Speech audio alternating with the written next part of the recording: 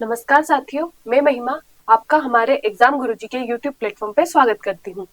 आज हम करने वाले हैं पेपर फर्स्ट के यूनिट 1, जिसमें हम पढ़ने वाले हैं आज टीचिंग एप्टीट्यूड के कुछ पीवाईक्यू सॉल्व करने वाले हैं, जो कुछ हमारे यूजीसी नेट एग्जाम में आए हैं और कुछ हमारे अदर स्टेट के सेट एग्जामिनेशन में आए हैं। पीवाईक्यू सॉल्व करना इसलिए भी जरूरी होता है क्योंकि हमें थ्योरी पता होती है, लेकिन हमें उसे अप्लाई कैसे करना है क्वेश्चन पे, हमें कौन सी अप्रोच लगाना है, वो हम पीवाईक्यू के माध्यम से समझ सकते हैं। और जब हम भी कुछ भी यूनिट टेस्ट करते हैं, हम तभी हमें अच्छे से समझ में आता है कि हमें थ्योरी को कैसे अप्लाई करना है क्वेश्चन पे। चलिए तो हम शुरू करते हैं।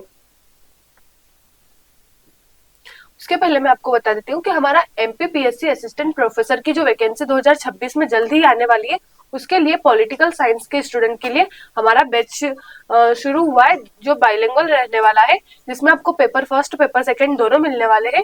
इसमें आपको पीवाई की प्रैक्टिस भी मिल जाएगी, इसमें आपको थ्योरी, एमसीक्यूज, वीडियो क्लासेस सभी मिल जाएंगे। और अगर आपको कुछ डाउट हुआ तो यहाँ पे डाउट भी सॉल्व किए जाएंगे। ये अभी आप ज्वाइन कर सकते हो। अगर आपको ज्वाइन करना है तो आप हमारी टीम से भी बात कर सकते हैं। उसके बाद में हमारा पेपर फर्स्ट का बैच, जो 15 अक्टूबर से लॉन्च हो चुका है, इसमें आपको वीडियो कोर्स मिल जाएगा, इसमें आपको ई बुक भी मिल जाएगी, या आपको अगर ई बुक हार्ड कॉपी में चाहिए तो आप हमारी टीम से बात कर सकते हो, वो भी आपको मिल जाएगी। इसमें आपको टेस्ट सीरीज भी मिल जाएगी पेपर फर्स्ट के लिए, और जो आपका पेपर सेकेंड है उसको भी आपको उसकी भी आपको टेस्ट सीरीज यहाँ पे मिल जाएगी। तो आपको जिस किसी को भी ज्वाइन करना है वो हमारे इस नंबर पे कांटेक्ट कर सकता है, हमारी टीम से बात कर सकते हैं। चलिए तो हम शुरू करते हैं। हमारा क्वेश्चन फर्स्ट, ब्लूम के वर्गीकरण के निम्नलिखित में से किस क्षेत्र में बच्चा अनुकरण करने में सक्षम है? जो यहाँ पे ब्लूम ने उनका वर्गीकरण सिद्धांत दिया था, वहां पे उन्होंने 3 पार्ट्स में डिवाइड किया था, तो उसमें कौन सा जब बच्चा अनुकरण करने में सक्षम हो जाता है वो कौन सा क्षेत्र है? संज्ञानात्मक क्षेत्र, मनोगत्यात्मक क्षेत्र, भावात्मक क्षेत्र, या उपरोक्त तीनों, उपरोक्त सभी? क्या आएगा यहाँ सही आंसर? यहाँ सही आंसर आएगा मनोगत्यात्मक क्षेत्र। मनोगत्यात्मक क्षेत्र में बच्चा अनुकरण करने में सक्षम हो जाता है। यहाँ पे ब्लूम के वर्गीकरण में उन्होंने बताया था इसके बारे में।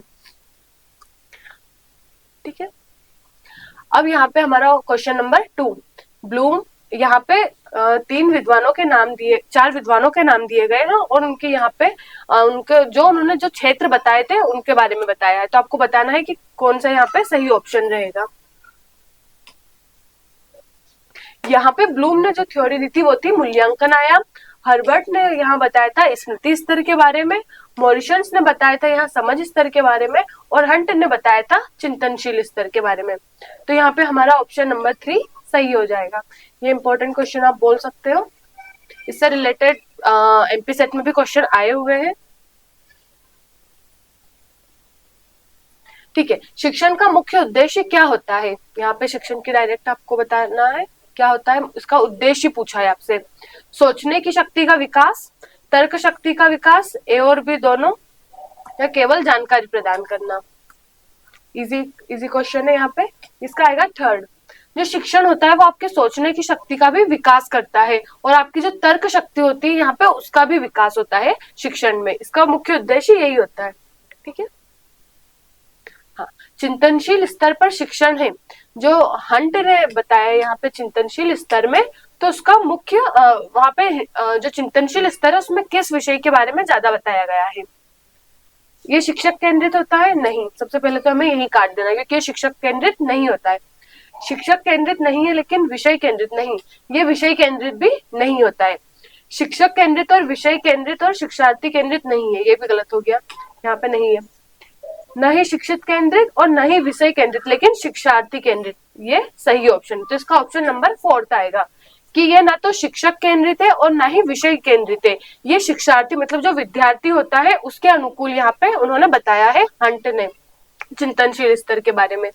तो इसका ऑप्शन नंबर 4 सही हो जाएगा। एक शिक्षक सफल हो सकता है यदि वह छात्रों को बेहतर नागरिक बनाने में मदद करता है, छात्रों को विषय वस्तु प्रदान करता है, या छात्रों को परीक्षा उत्तीर्ण करने के लिए तैयार करता है, या विषय वस्तु को सुव्यवस्थित तरीके से प्रस्तुत करता है। एक शिक्षक कब सफल माना जाता है? इसमें से आएगा ऑप्शन नंबर 4। विषय वस्तु को सुव्यवस्थित तरीके से प्रस्तुत करता है।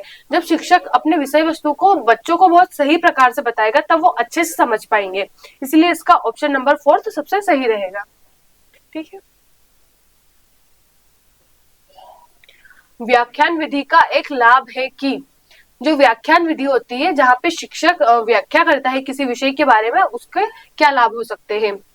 समस्या सुलझाने को सुगम बनाता है, विद्यार्थी में उच्च अभिग्राह्यता होती है, एक लघु अवधि में तथ्यात्मक सूचनाओं का एक बड़ा भाग प्रकट करता है, या उपयुक्त सभी। आप करने की कोशिश कीजिए। इसका आएगा ऑप्शन नंबर 3 कि कम अवधि में बच्चों को एक विषय पे बहुत अधिक सूचनाएं देना, एक लघु अवधि में तथ्यात्मक सूचनाओं का एक बड़ा भाग प्रकट करता है। वो एक बड़ी चीजें कम अवधि में बच्चों को बताता है, वो ही व्याख्यान विधि का एक लाभ होता है। ठीक है। एक व्यावसायिक कौशल को सिखाने का एक प्रभावी विधि है, बताइए। जो व्यावसायिक कौशल होता है, जो हमारी स्किल्स होती है व्यवसाय से लेके, उसको सिखाने की एक प्रभाव विधि कौन सी है। समूह चर्चा विधि, शिक्षात्मक विधि, प्रदर्शन विधि या विश्लेषणात्मक विधि। इसमें सही आएगा 3 प्रदर्शन विधि। ठीक है। यहाँ पे समूह चर्चा विधि कैसे इंपॉर्टेंट हो सकती है, हम ग्रुप में बच्चों को बिठाएंगे और स्किल्स नहीं सिखा सकते। शिक्षात्मक विधि भी नहीं हो सकती है, विश्लेषणात्मक विधि भी नहीं हो सकती। जब प्रदर्शन विधि, जब बच्चों द्वारा प्रदर्शन किया जाएगा तभी हम उनको एक बेहतर स्किल सिखाने में वो फायदेमंद होगी। ठीक है। नीचे दिए यहाँ पे आपको फुल फॉर्म पूछे है, यहाँ पे आपको एक मुक का पूछा है और एक स्वयं का पूछा है।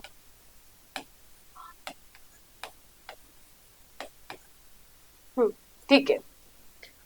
इसका है मैसिव ओपन ऑफलाइन, ऑनलाइन है, सॉरी ऑफलाइन नहीं, ऑनलाइन कोर्सेस।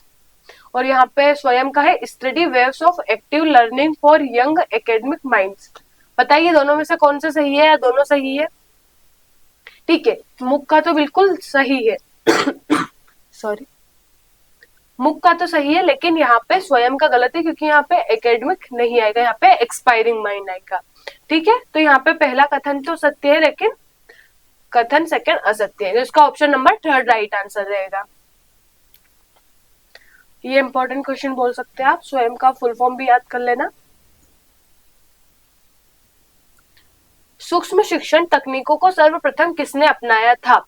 जो सूक्ष्म शिक्षण विधि होती है, जो 36 मिनट की जो होती है, यहाँ पे कम अवधि में कम बच्चों को पढ़ाया जाता है, वहां ये किसने अपनाया था, ये किस विद्वान द्वारा दिया गया था, किसने यह अपनाया था। Dwight W Allen, Dwight Waldo, Michael Brown या स्टैनली जॉन। बताइए क्या राइट आंसर रहेगा इसका। इसका ऑप्शन नंबर 1 रहेगा, ड्वाइट डब्ल्यू एलन द्वारा ये सूक्ष्म शिक्षण विधि को अपनाया गया था। आप ये याद रख सकते हैं। चलिए नेक्स्ट क्वेश्चन उसके मिनट पे आ गया। सूक्ष्म शिक्षण चक्र में शिक्षण कितने मिनट तक चलता है। यहाँ पे जो शिक्षण होता है वो कितने मिनट तक चलता है। मैंने आपको टोटल तो बताया था ये 36 मिनट का होता है, लेकिन उसके अंदर शिक्षण कितनी देर, बच्चों को पढ़ाया कितनी देर जाता है। उसमें 36 मिनट में बहुत सारे स्टेप होते हैं कि बच्चों को पहले योजना बनाई जाती है, फिर बच्चों को पढ़ाया जाता है, फिर मूल्यांकन किया जाता है, फिर पुनः योजना बनाई जाती है, फिर बच्चों को पढ़ाया जाता है और फिर पुनः मूल्यांकन किया जाता है। तो आपको बताना है कि बच्चों को शिक्षण कितने मिनट चलता है। तो यहाँ पे राइट आंसर होगा 3 6 मिनट। ठीक है। आपको इसका पूरा चक्र याद रखना है, जो मैंने आपको 6 स्टेप बताई थी कि वो हर चक्र में कितने कितने मिनट क्या क्या चीजें चलती है। इससे डायरेक्ट क्वेश्चन आते हैं, ये यूजीसी नेट में आया था। ठीक है।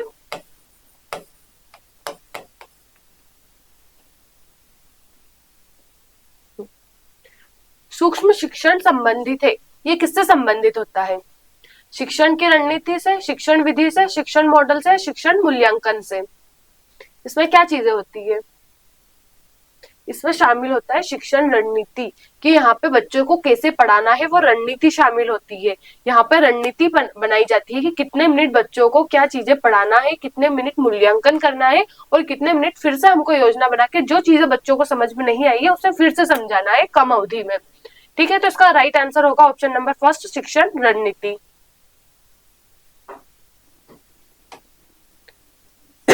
सॉरी। प्रौढ़ शिक्षा पद्धति इससे संबंधित है, बताइए कैसे होगी। प्रायोगिक शिक्षा से, बाल शिक्षा से, वयस्क शिक्षा से, रचनात्मक अध्ययन से। प्रौढ़ शिक्षा पद्धति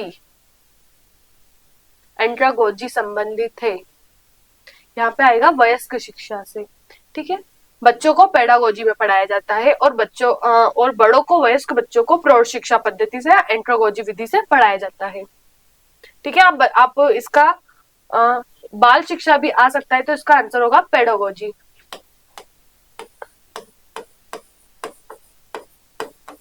पेडागोजी विधि से बच्चों को पढ़ाया जाता है।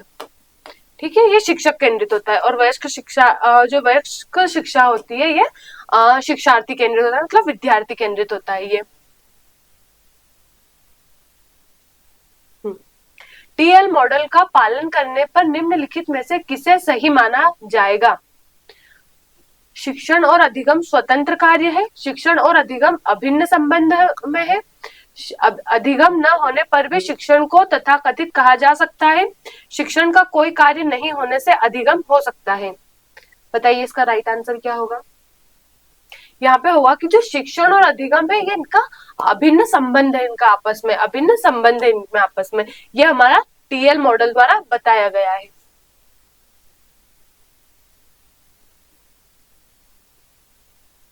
निम्नलिखित में से कौन सी प्रक्रिया विचारों, तथ्यों, राय, सूचना और समझ के आदान प्रदान को संदर्भित करती है? कौन सी ऐसी? ये वैसे हमारा यूनिट 4 का भी आप क्वेश्चन बोल सकते हो कि ऐसे यूनिट 4 जो कम्युनिकेशन में आता है, उससे भी रिलेटेड ये क्वेश्चन हो सकता है। चलो, इससे तो आपको फिर काफी हिंट मिल चुकी है कि यूनिट 4 क्या नाम है, यूनिट 4 का वही आंसर होगा। इसका आंसर होगा ऑप्शन नंबर 4, संचार। कि जो आदान प्रदान कैसे होता है? जब हम कम्युनिकेट करते हैं, जब हम आपस में संचार करते हैं। तो इसका राइट आंसर होगा ऑप्शन नंबर 4, संचार। एक समर्थन और शिक्षण विद्यालय प्रबंधन के रूप में सूचना और संचार प्रौद्योगिकी की भूमिका में निम्नलिखित में से क्या शामिल नहीं है? कौन सा हमारा आईसीटी की भूमिका में शामिल नहीं है? आईसीटी के माध्यम से पारंपरिक दृष्टिकोण, शिक्षार्थी केंद्रित पाठ्य चर्चा दृष्टिकोण, शिक्षण और अधिगम के बीच अंतराल को पूरा करने के लिए सूचना और संचार प्रौद्योगिकी का उपयोग आवश्यक है, शिक्षण अधिगम के अनुभव को बढ़ाना। क्या आएगा इसका मतलब? इसमें कौन सी चीजें शामिल नहीं है आईसीटी में, आपको वो बताना है। तो यहाँ पे आएगा ऑप्शन नंबर फर्स्ट, आईसीटी के माध्यम से पारंपरिक दृष्टिकोण। हमारा आईसीटी पारंपरिक दृष्टिकोण नहीं है, ये हमारा आधुनिक दृष्टिकोण है। आपको याद रखना है, ये हमारा कैसा दृष्टिकोण है? आधुनिक या आईसीटी बेस्ड। ठीक है, तो ये पारंपरिक हमारा नहीं हो सकता, तो ये वर्ड गलत लिखा है यहाँ पे। ठीक है,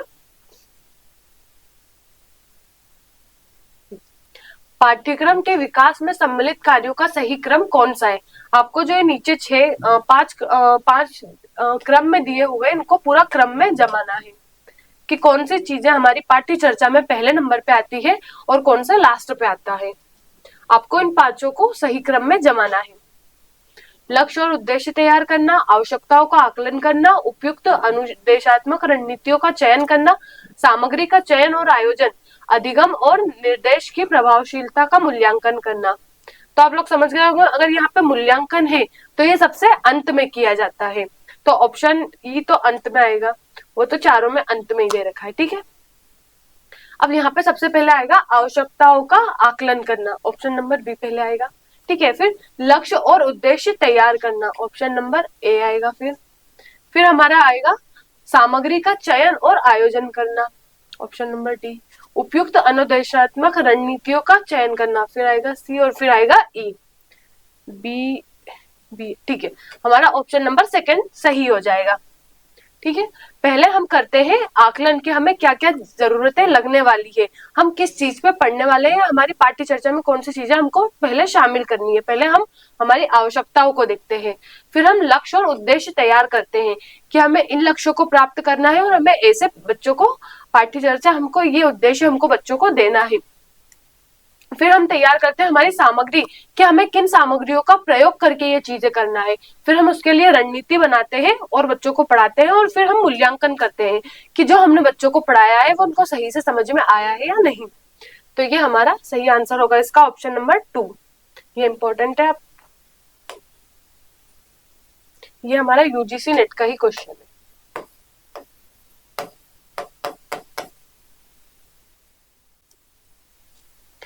पाठ्य चर्चा के निर्धारक क्या है? पाठ्य चर्चा को क्या चीजें निर्धारित करती है?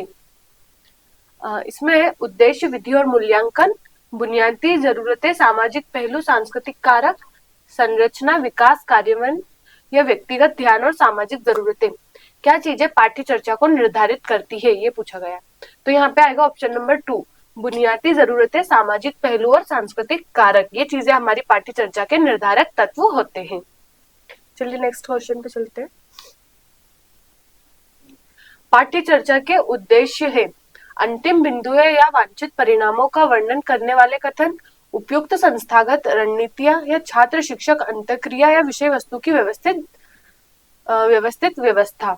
बताइए इसका क्या ऑप्शन रहेगा? एक सेकेंड।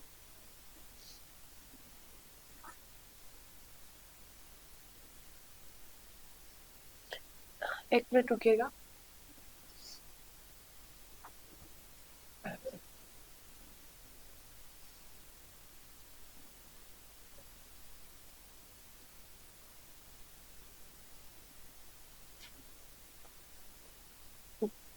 बताइए इसका क्या आंसर सही रहेगा?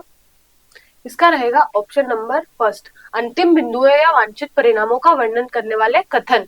पाठ्य चर्चा के उद्देश्य क्या होता है? अंतिम बिंदुओं या वांछित परिणामों का वर्णन करने वाले कथन, कि हमको अंतिम बिंदुओं तक हमको जो परिणाम चाहिए उसका कथन जो होता है वो पाठ्य चर्चा के उद्देश्य होते हैं हमारे। कक्षा का प्रबंधन निर्भर करता है धन की उपलब्धता पर, सामान की उपलब्धता पर, कक्षा में छात्रों की संख्या पर या सिखाने वाली क्रिया के प्रकार पर। क्या चीजें कक्षा का प्रबंधन निर्भर करती है? इसका आएगा ऑप्शन नंबर 4, सिखाने वाली क्रिया का प्रकार। धन की उपलब्धता पर तो नहीं कर सकता, सामान की उपलब्धता पर भी नहीं करता और कक्षा में छात्रों की संख्या पर भी नहीं करता।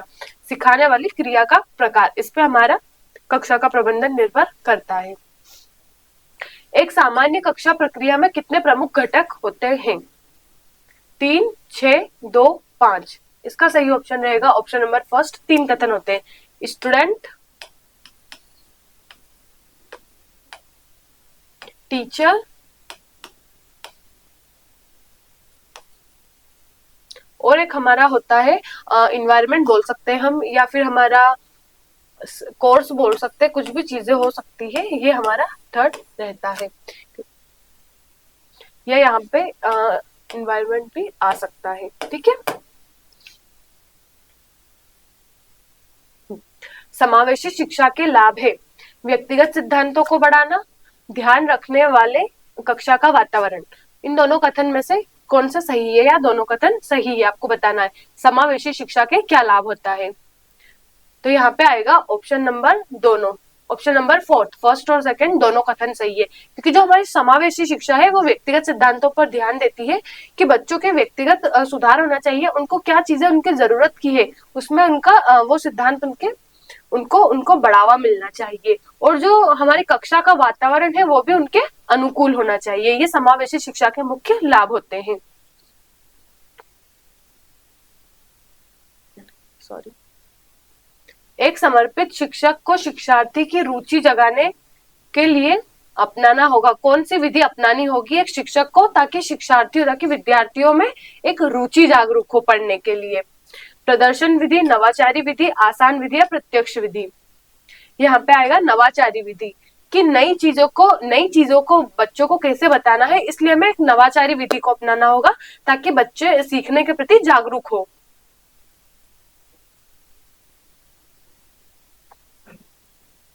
वर्तमान में मूल्यांकन प्रणाली में नवाचारों में से कौन सा संकेत है? कौन सी चीजें हमको अभी मूल्यांकन में नवाचारी देखने के लिए मिली है? सेमेस्ट्रीकरण प्रणाली, परियोजना आधारित मूल्यांकन प्रणाली, विकल्प आधारित क्रेडिट प्रणाली या उद्देश्य आधारित मूल्यांकन प्रणाली? ये है हमारा CBCS, इसका फुल फॉर्म है।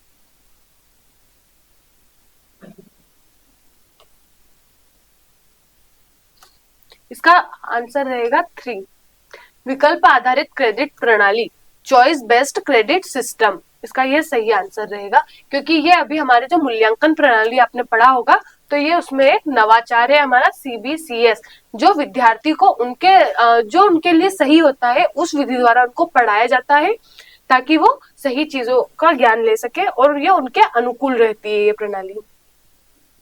ठीक है। एक कॉलेज शिक्षक प्रेरक भागीदारी के गति को तेज करने के उद्देश्य से एक प्रश्नोत्तरी सत्र आयोजित करता है। यह किस प्रकार के मूल्यांकन का हिस्सा बनेगा? ठीक है, आपने मूल्यांकन की प्रणाली पढ़ी होगी कि कितने प्रकार का होता है। योगात्मक मूल्यांकन, मानदंड आधारित मूल्यांकन, रचनात्मक मूल्यांकन या नैदानिक मूल्यांकन। तो आपको पता होगा योगात्मक मूल्यांकन एंड में होता है, जब हमारा पूरा सिलेबस खत्म हो जाता है और हम अंतिम में जो टेस्ट लेते हैं वो हमारा योगात्मक मूल्यांकन होता है। मानदंड आधारित मूल्यांकन भी परीक्षा सबसे अंत में किया जाता है, या ये भी हमारा एंड में होता है।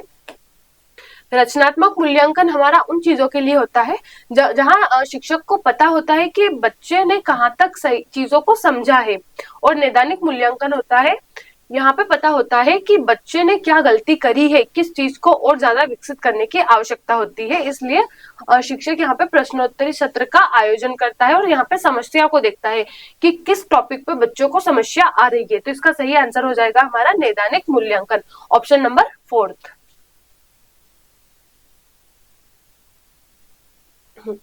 स्कूली शिक्षा में सतत और व्यापक मूल्यांकन किसके द्वारा शुरू किया गया था? सतत और व्यापक मूल्यांकन किसके द्वारा शुरू किया गया था? इग्नू के द्वारा, CBSE के द्वारा, MHRD भारत सरकार द्वारा, या NCERT के द्वारा? बताइए, इंपॉर्टेंट क्वेश्चन है ये, UGC नेट में आया हुआ है। यहाँ पे आएगा ऑप्शन नंबर 2 CBSE के द्वारा।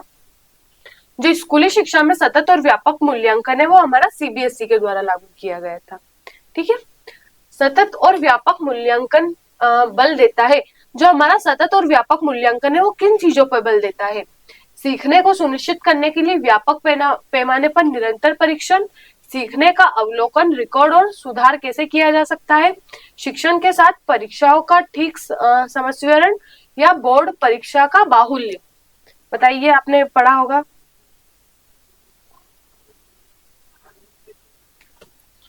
यहाँ पे आएगा ऑप्शन नंबर 2, सीखने का अवलोकन, रिकॉर्ड और सुधार कैसे किया जा सकता है। सतत और व्यापक मूल्यांकन इस चीज पे बल देता है कि हमारा सही तरीके से बच्चों को पढ़ाया जाए, उनका मूल्यांकन किया जाए कि बच्चों को कहाँ दिक्कत आ रही है सीखने में, ये उस पर अधिक बल देता है, और रिकॉर्ड रखा जाए ताकि हमको पता चले कि बच्चे कहाँ गलती कर रहे हैं और हम उन चीजों को सुधार सके।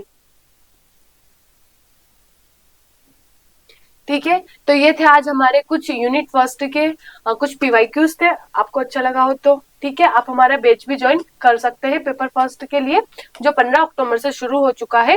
ये हमारा वीडियो कोर्स है, यहाँ पे आपको ई-बुक मिल जाएगी, आपको टेस्ट सीरीज मिल जाएगी पेपर फर्स्ट के लिए, और यहाँ पे आपको पेपर सेकेंड के लिए भी टेस्ट सीरीज मिल जाएगी। यहाँ पे आप इसको हार्ड कॉपी में भी मंगवा सकते हैं, आप हमारी टीम से बात कर सकते हैं। ठीक है, ठीक है, थैंक यू।